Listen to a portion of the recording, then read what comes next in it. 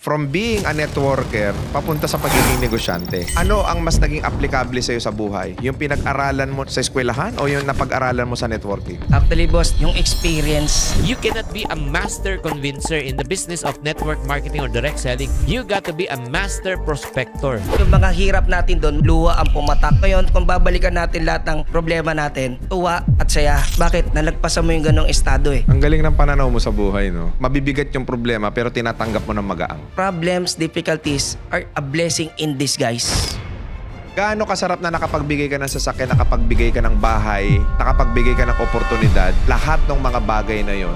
Yung wisdom, kailangan ipasa mo yan. The more values na binibigay mo, the more na nagiging valuable person ka. Yan ang maghuhulma sa'yo to become that bigger and better person. Alright, so good morning, good afternoon, and good evening mga boss. So nandito na naman tayo sa pinakabagong episode ng RDR Talks. At syempre, alam nyo naman na laging espesyal ang inihahatid sa inyo ng RDR Talks dahil espesyal na kwento ng tagumpay ang RDR Talks. Pero ngayon, ang kakausapin natin ay isang napaka-successful na negosyante. Siya po ay may-ari ng Jayco Gold Realty. They are a brokerage firm na tumutulong po sa mga kumpanya na mabenta kanilang mga properties and mga estate properties. At ngayon, kasama natin ang President and CEO ng Jayco Gold, Jair Obligacion. Maraming salamat, boss. Salamat, Boss RDR, sa pag-invite sa akin dito. It's ang pribileyo na pa-interview ng isang Boss RDR. Bago mo na put up itong Jayco Gold and Realty, paano ka nag-umpisa? Isa lang mga akong empleyado na namamasukan sa bangko pero nagtagal ako as a government employee. Doon kami sa Office of the Mayor. Abutan ko si Mayor Lim saka si Mayor Erap. Along the way nung empleyado ko, kinu-question ko sa sarili ko bakit ito lang yung natatanggap ko. Ito yung naging eye-opener sa akin nung pumasok ako sa personal office namin. Nakalagay doon na dapat ang empleyado ng gobyerno, payak lang daw ang pamumuhay. Dapat simple lang. Naiisip ko, paano ko makakamtan yung mga pangarap ko kung magiging simple lang pamumuhay ko? Kasi sweldo ng isang kawani ng gobyerno ay hindi ganun sapat. Ako ay nag-explore, meron akong kaibigan na inimbitahan ako mag-MLM. To cut the long story short, yung learnings ko po bunga ng MLM. Nabanggit mo yung learning. Siyempre, nung sumali ka, kumita ka ba kagad? Ano nangyari? Anong ginawa mo? Akala ko mabilis lang kumita doon pero katakot-takot pala na effort ang ibubuhos mo. Hanggang madaling araw, training dito, nag-aabang ka ng mga kakausapin, magbi-business opportunity, meeting ka. Pero along the way kasi, kino-question ko yung sarili ko na para sa akin ba ito? Kasi yung mga upline ko, naramdaman ko na nawawala isa-isa. Dito sa Pilipinas, yung mga networking na yan, sila yung mga nasasabihan ng scammer, kumbaga mambubudol. Anong masasabi mo ron? Hindi po scam ang networking. Paano mo nasabi? Marami namang umasenso talaga eh. Hanggang ngayon may networking. Napakagandang stepping stone yung networking para matuto ka magnegosyo. Bakit gagaling ka sa pagninegosyo kapag kagaling ka ng networking? Masusubukan dito yung tapang mo eh. Kakausap ka ng iba't ibang uri ng tao na hindi mo kakilala. Pipresenta mo yung mga produkto mo sa kanila. Kumbaga dito tapang talaga at lakasan ng loob. Bago ka maging negosyante ngayon, no? Ano ang educational background ni Jair? Ako po ay isang college graduate dahil sa lola ko, sa mga tiyahing ko na nagpaaral po sa akin. Saan ka nag-aral? Sa PLM, Pamantasan ng Lungsod ng Maynila. And then? Ang pamilya namin, dati kaming meron, private school ako. Dito ko naman sa tatay ko yung pagiging sales. Pero dumating talaga yung crisis sa pamilya namin way back nung elementary ako. Ano yung nangyari? Puro promissory note kami sa school kasi private school kami. Bakit kayo nawalan all of a sudden ng pera? Mismanagement ng tatay ko. At syempre, during that time, 1998, alam ko may Asian financial crisis tayo noon. Kasi yung tatay ko, sila yung mga nagsusupply sa school ng mga encyclopedia, Britannica, yung mga microscope. Syempre, iba na dinedemand. Computer na. Kaya hindi naman linya yun ng tatay ko. Doon namin unti-unti nalaman yung tunay na kahulugan ng hirap. Dumating sa punto na wala kaming kuryente, tubig, doon sa tinitira naming bahay. Yung mga bote namin doon, dyaryo namin doon, binebenta namin para makabili kami ng bigas. Masasabi ko na maaga ako na namulat sa kahirapan kasi ang hirap ng boss, nandun ka na, bigla kang babagsak. Alam mo, totoo yan eh. Kasi kung sanay ka na, magiging routine mo na yun eh. Normal sa inyo na mawawalan ka ng kuryente, normal na mag-iigib ka ng tubig. Pero ang mahirap kasi, yung dadalhin ka doon sa hindi ka talaga komportableng sitwasyon. So, paano mo ito hinandle? Salamat na lang kami doon sa sa teacher ko noon ng elementary, hindi kami bayad ng tuition. Hindi ako makakapag-enroll, nakaudlat ng school credentials ko. Buti na lang pumayag siya na i-xerox yung report card ko. At tinanggap naman ako sa public school. Napadpad kami ng Maynila dun sa mother side ko. Natutunan ko ng mga school na yan, magtinda ng palamig, magtinda ng candy. At minsan hindi pa alam ng magulang ko, nagpapadyak ako Saan lugar to? sa may Pandakan. Doon ko kasi nakita na, aba, 5 piso may kita pala dito. Meron pa akong naging kapitbahay dyan, inoperan ako, tuwing gabi daw, sama ako sa kanya. Sabi ko, anong meron? Bibigyan kita ng 100 pesos. Anong gagawin? Sabi niya, tutulungan mo lang ako magbuhat ng mga paninda dito sa Divisoria. Kargador ang extra. Kasi supplier siya ng mga gulay, ng mga raw material sa fast food chain dito sa UN, sa may Times Plaza. Nagbubuhat ako 25 kilos na carrots, 25 kilos na patatas. Ikakarga namin yun sa service namin. Tapos sa malupit doon, walang elevator, boss. Akit namin sa 4th floor ba yung 5th floor, gamit namin yung hagdan. Nakakauwi ako noon mga alas 3, alas 4. Kasi ang pasok ko noon, mga tanghali na Umaga, padyak ka, gabi kargador Yes, ka. oo. Yung hapon, pag-aaral. Yes, pag-aaral. Kasya pala, no? Kasya, boss. Kinukuha ko naman yung paghahanap buhay ko noon doon sa mga bakante kong oras. Marami kasing mga kabataan ngayon, daming dahilan. Ano masasabi mo sa kanila? Kaya maraming mahirap o hindi umaasenso dahil inuna nila yung dahilan kaysa makita nila yung pupuntahan nila. Ilan taon tumagal na gano'n ang buhay mo? Siguro mga 2 taon din. Nakaipon ka ba sa ganong klase ng sitwasyon? Kasi 2 trabaho mo. Boss, sa pamilyang kapos, hindi ka makakaipon. Dumating sa punto na yung nanay ko, tinatawid niya kami, inuutang niya yung mga baon namin. Bakit in spite of that hardships na naranasan mo sa buhay, habang kinikwento mo siya, parang masaya ka nung inaalala mo siya? Kasi yung mga hirap natin doon, malamang luwa ang pumatak. Pero ngayon, kung babalikan natin lahat ng problema natin, tuwa at saya. Bakit? Nalagpasan mo yung ganong estado Yung mga taong dumaraan ngayon sa matitinding pagsubok, darating ang panahon, tatawanan na lang nila.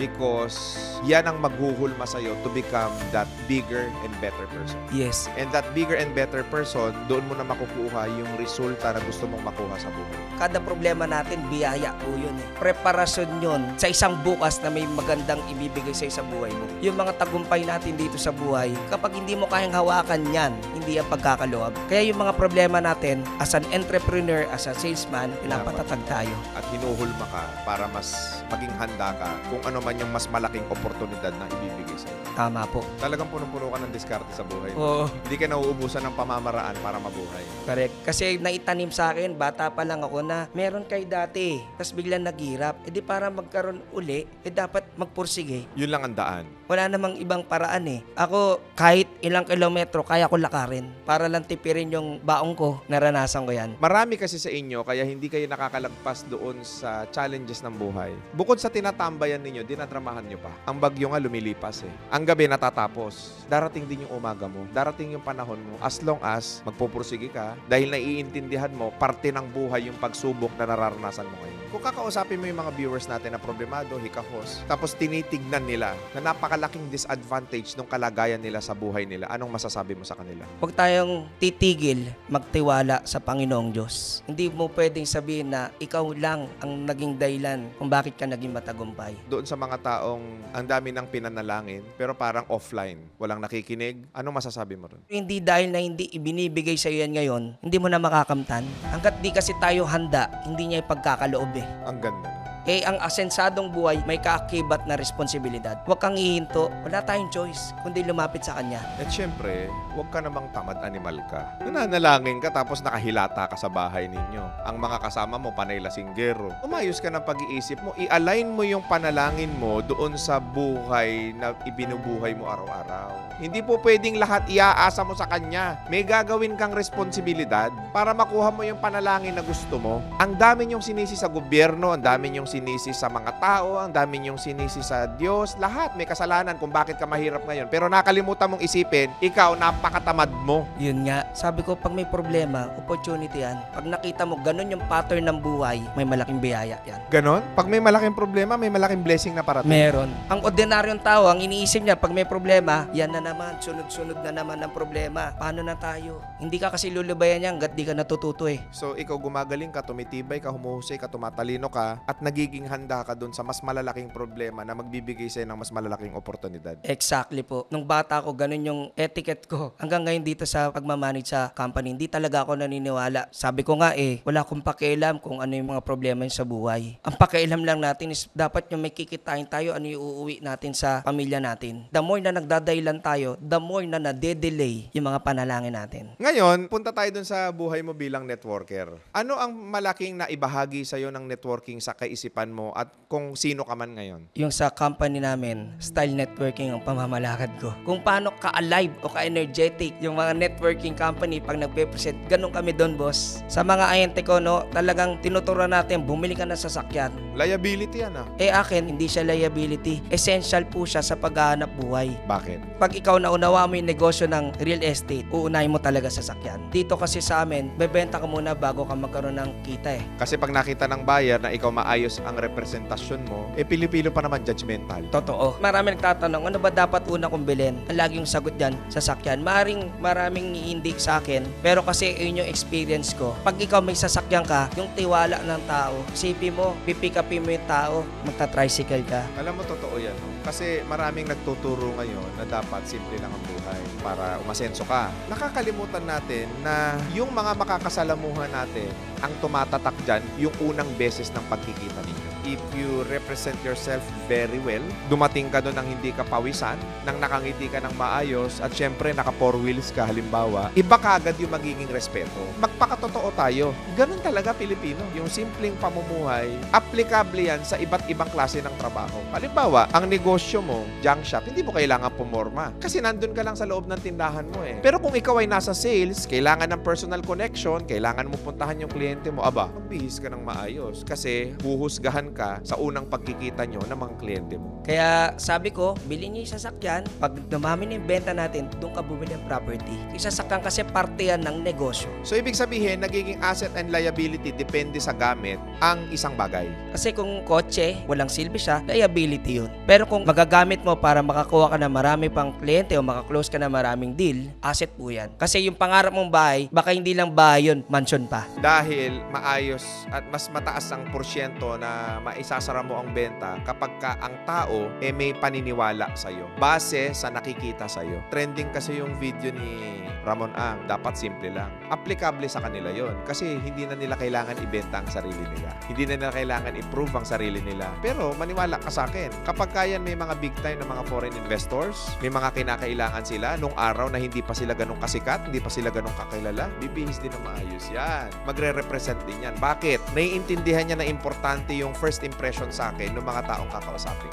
It's also respecting them. Umaharap ka ng maayos Yun yung perspective ko. Paano ka naman nag-jump from being a networker papunta sa pagiging negosyante? Actually, boss, dahil sa utang. Paano? During that time, yung nanay ko na-diagnose ng stage 3C na breast cancer. So, yung mga panahon na yan, wala akong means para pagamot. Isa sa mga naging deciding factor kung bakit yung pambili ko sana sapatos, tinaya ko sa networking Baka mapagaling ko yung nanay ko kapag kumita ko. Kilala ko yung sarili ko, pag may sinimulan ako, talagang finish ka sa akin. Pero, as time goes by, nung namatay na yung nanay ko, feeling ko wala na akong silbi. To the point na pinapalayas na kami doon sa inuupahan naming bahay. Meron akong kaibigan na pinautang ako ng pera. Magkano? Inuutang ko lang sa kanya noon, 8,000 pambayad ng bahay namin ni Papa. Ang upa. Pero pinautang niya ako ng mas malaki pa. Magkano? 40,000. Sino itong tao na to na nagpahiram sa'yo ng 40 mil? Si Eric Sunga. Dahil sa kanya, nagkaroon ako ng isang big question mark sa sarili ko. Kasabayan ko lang yan nung college ako. Naglalakad din yan. Pero bakit meron siyang ganong alaga? Ang tinanong ko, anong ginagawa mo? Sabi niya, real estate. Sabi ko, why not endorse mo ka sa manager mo? Gusto kong matuto mag-real estate. Networking, kumikita ka, hindi masyado. Kami yung mga new blood noon Bili yung 1 to 2 years, talagang hataw kami noon. Puro palabas Hindi ka naman kumita ng malaki sa networking, pero yung paniniwala mo sa networking, napakalaki. Bakit? Kasi yun yung naging tuition fee ko sa lahat ng mga knowledge ko.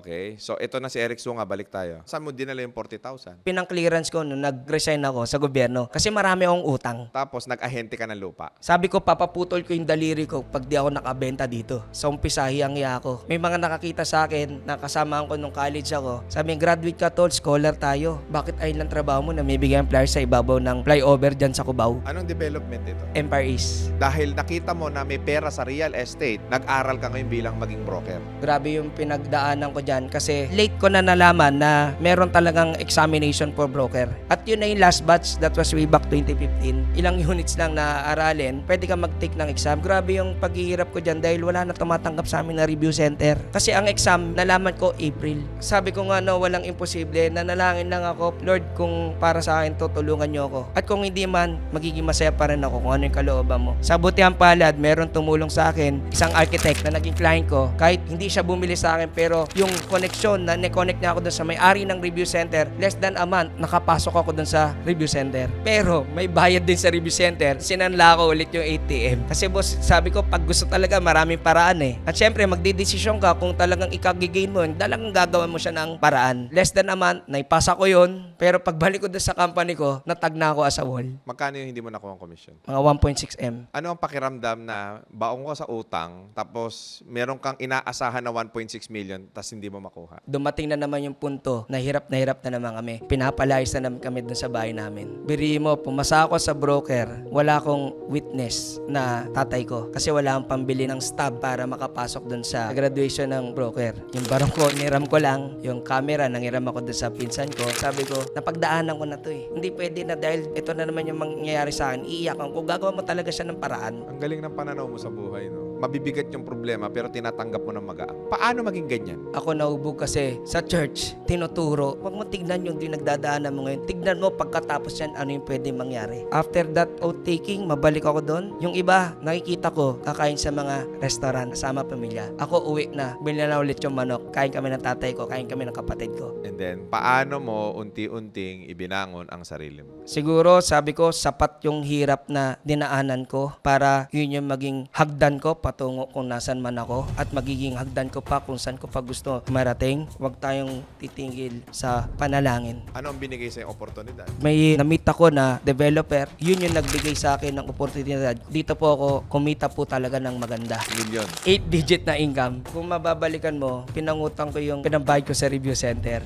Pero hindi ko siya tinakbuhan. 2015 ko siya inutang, binayaran ko 2016. Inuna ko muna yung responsibilidad ko. Kasi naniniwala ako hanggat may utang ka, mahirap kumasenso. Kailan mo nasabi na kailangan mo nang kumuha ng mga ahente dahil masyado ka ng maraming binibenta? Mararamdaman mo na na parang maraming tao ang gustong dumikit sa'yo. Nakikita ka nila sa FB, mga kaibigan mo, kamag-anak mo, mga ibang katrabaho mo, unti-unti nagkakaroon ng progress yung buhay mo. Dumating sa punto talaga na kahit hindi ko kailangan, talagang kusa na Dumami na yung ahente mo. dumadami. Noong panahon ng pandemic, doon ko talaga naranasan, yung talagang hindi ko pa naranasan nakita doon sa real estate. Di ba yung pandemic, walang pera tao? Pero kung tutusin boss, yung pera nandyan lang sa mga bangon ng mga tao yan eh. Tuloy-tuloy lang kami noon. Dumating yung dami ng ahente namin, nagsipagbilian ng mga kotse, ng mga properties. Magkano gross sales yun ng pandemic? 1 billion pataas. Ano ang naibigay sa'yo ng pagiging broker, pagkakaroon ng company? Nagkaroon ako ng pangalawang pamilya. Should I say na kapag meron akong binibentang property, ang Jayco Gold and Realty, kaya nilang ibenta kung ano man ang meron ako? Masasabi ko, sapat ang training namin para ibenta namin. Magaling kayo magbenta.